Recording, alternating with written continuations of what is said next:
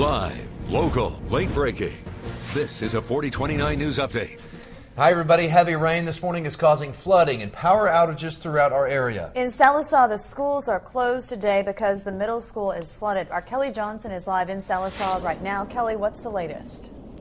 Driving definitely a major issue here in Sallisaw. One of the worst roads we've seen so far has been Cherokee Avenue, where traffic was almost at a standstill. I hopped out of the car at one point and was knee-deep in water. Now, the west end of Cherokee Avenue has actually since been closed, and the good news is the rain is finally starting to let up, which should allow crews to be able to come in here and help some stranded drivers.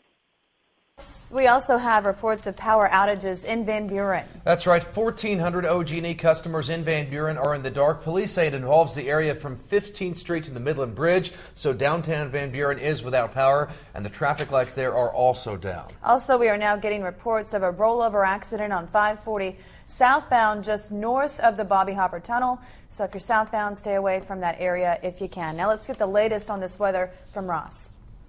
Later Thursday starting off obviously very wet. We do have a flash flood warning in effect until 9:30 a.m. Central Daylight Time for all the area in purple here, which pretty much takes up the entire area. Northwest Arkansas and the River Valley is under that flash flood warning. Right now the worst is beginning to move out of Sallisaw. That's the good news. The bad news is the storm is still very powerful, putting down rain rates now up to 3 inches per hour. This is moving towards Mountainburg and Cedarville, but at least for the immediate Sallisaw area, beginning to see this shift off just to the east now, which is some good news. Let's take a look at how much rain has fallen, because this is where the problem really lies. Stigler over 11 inches of rain, Sallisaw 10.6 inches.